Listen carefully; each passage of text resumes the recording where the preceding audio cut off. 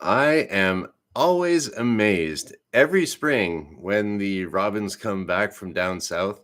They find my garden. My name is Graham Wilson, and I'll be talking about demonstration performance tonight from my basement. Okay, so like I said, the robins come back every spring to Windsor, Ontario, Canada. That's where I live. And you can count on them like clockwork to come out. If you're digging in the garden and maybe it's all kind of dry clay, and then you flip it over, it looks nice and dark, and you turn around and there's a couple robins just sitting right there. So how do they know that? Is it something instinctive? I don't think so, because I was watching the other day, uh, and some of the baby birds around here are starting to come out of their nests, the robins, the starlings, the sparrows. And I noticed that the all the birds are teaching their younger birds how to get the worms, or how to get the beetle, the grubs, or how to get their food, little seeds and stuff that the sparrows eat.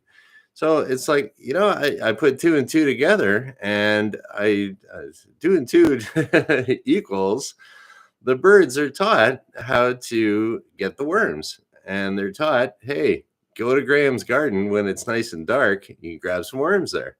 And that's exactly what they were doing yesterday. So and when I was watching them, I you could see now I don't speak fluent robin or fluent sparrow, but you could see what they were doing, and I put two and two together, and that they were using a technique that we use in flight instruction called demonstration performance.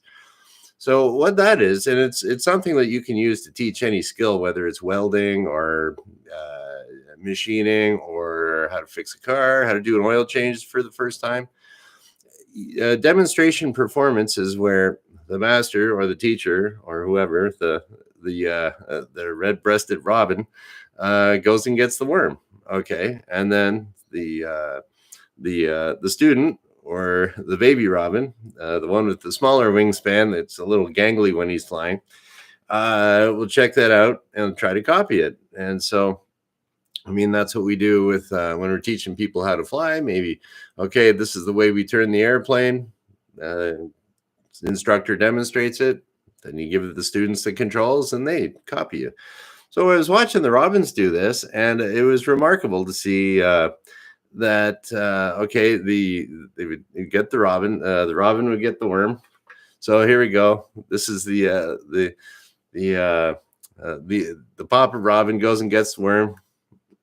That's not a worm. It's actually a actually a little chunk of wire, 14 gauge wire that I had to strip and make it look like a worm before I went on air here. But anyways, so they get the robin, and they give it a good shake. I don't know if you ever noticed that the robins never eat live worms. So you'll see the worm squirming around, and they'll give it a shake and give it a shake and give it a shake until it stops squirming. Then they'll eat it. So that's what happened, and the baby bird was following the papa bird, and sure enough, he demonstrated how to get the worm.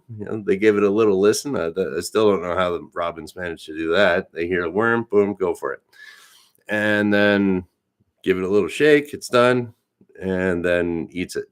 So the baby bird was watching that too. Okay, went, followed, and couldn't get the worm. So the papa bird came over and said, okay, in flying terms, the pilot, the instructor would say, okay, I have control, takes control of the worm, gives it to the baby bird. Let me demonstrate that again. So he goes and gets another worm, and then the baby copies it, and then gives it a shake, and then next thing you know, baby bird got a worm. So it was the robins were using the exact same technique that us flight instructors use to teach people how to fly.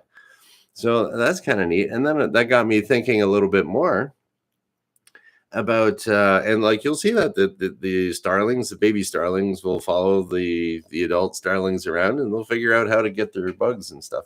I think starlings eat was it grubs, and then the grubs turn into Japanese beetles. That's their main food. But I remember working with a guy named Giorgio up in Sudbury, Ontario, and he and his wife Beverly lived If you're from Sudbury, you'll know the area. It's right where the old Trans Canada splits off from the bypass around the city, right by where the crazy guy has the junkyard. They live right down the street from the crazy guy with the junkyard. And they had on their property in the back. Giorgio discovered that there's a family of bears living in a cave that was back there. Or it was an old abandoned mine shaft, like a prospector mine. And he went in there one spring and heard, so he kind of took off. But they lived together with the bears on the property. And in the springtime, when the cubs would come out, the mama bear would go over to this one lonely tree right across from the kitchen window that Beverly would look out all the time. And the mama bear would get the cubs and climb halfway up the tree and then say, okay, come on, cubs, and then they kind of try to make it up, and they couldn't really climb the tree because apparently, according to Beverly, the baby bears don't know, or bear cubs, they don't know how to climb. They have to be taught how to climb trees, and that makes sense to get away from, if they're little, other predators.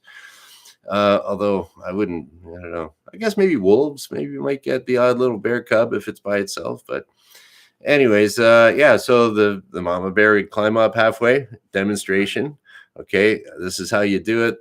The bears try it out, didn't quite work, so then she climbed down and she kind of forced the cubs up the tree. And then by the time the cubs could go up and down the tree, that was it. They got their lesson done for the day, and then they go back into the bush. So yeah, so it's the way that you train somebody doing demonstration. They'll do like this is how it's done, and then the student will perform it and be corrected along the way. It's not just for learning how to fly, it's for learning how to eat worms or learning how to climb a tree, so that's pretty neat.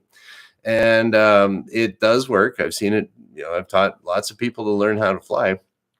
And I've also seen where improper training does not work, because I worked at a machine shop once. I will not mention the name. It wasn't exactly the greatest place to work at, but the first week I was there, they said, okay, go hang out by this guy. He's going to train you on that CNC lathe. All right, cool. I've kind of worked on CNC lathes a little bit, but not a whole lot. I was mostly a mill guy. But hey, when it comes to machining, it's just speed, feed, depth of cut, hit the button and go.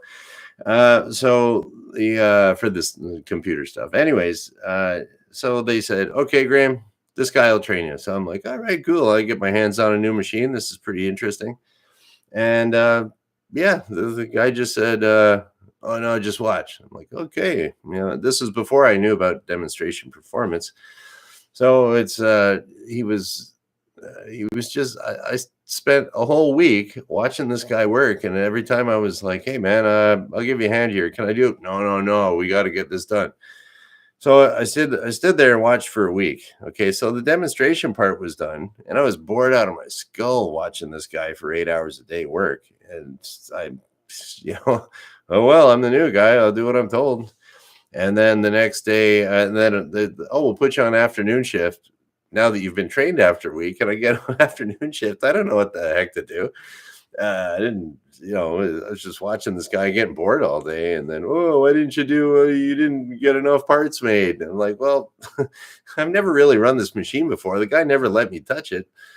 Yeah. Excuses. But, it didn't, ideally, he should have been demonstrating how to do it and have me perform it. Now, I've trained people how to do the same type of thing with, before I even knew what demonstration performance was. I I love teaching people stuff because you don't have to do anything. They do all the work. So there you go. You just got to sit around and watch and make sure people don't hurt themselves. That's all right.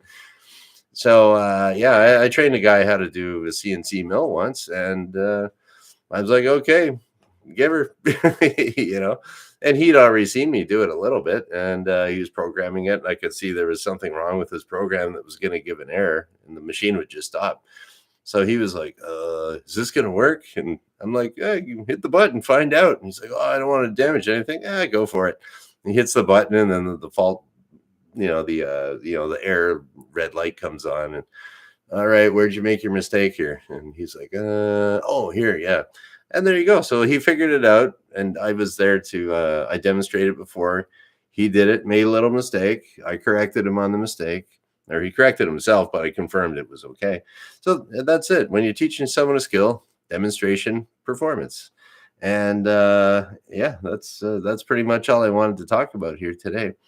And although, if someone here is a flight instructor and maybe a brand new flight instructor, or maybe you're learning how to fly, I guess now would be kind of a good time to bring up uh, when should an instructor take over control? That one of that's the biggest things that I kind of had to teach myself how to do this because no one really told me, but I learned the hard way, the way I usually do.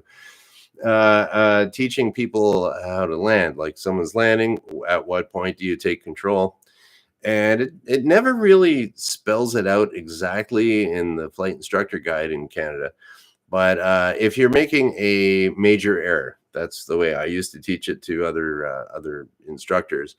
To say, okay, according to the flight test, your approach speed when you're coming into land, you're allowed to have plus 10 knots, minus 5 knots. Then, as soon as that doubles, okay, that would be a fail for a flight test. So, as soon as that doubles, that's when you take control. So it's just give yourself a number, and when you're watching your student come into land, give yourself the number. If it's a major error, a doubling of a tolerance, or just even if it's extremely unstable, that would be one thing too. But more than yeah, so there we go. Little advice for any instructors out there: if it's double the tolerance on anything, take control, get the plane all set up, give the student back control, and let them be a hero, because that's what everyone wants to be, a hero when they're learning how to fly. And hey, that's what, as a flight instructor, that's your job, man. Make some heroes. So, okay, so that's about it for today. Just wanted to give you a little bit of demonstration performance examples and showing how it actually does work, and it works for any skill, whether you're learning how to fly or whether you're learning how to eat worms. Anyways, that's it. Yes, happy weekend. Thanks for coming by the chat, and I guess we'll just shut her down, and we'll catch you on Monday. That's right, Monday, Wednesday, Friday at noon Eastern. You're on the Superpilotish channel. Like, subscribe, all that other stuff. Clickbait, yeah. All right, so we'll just shut her down here, and thank you very much for watching. Bye.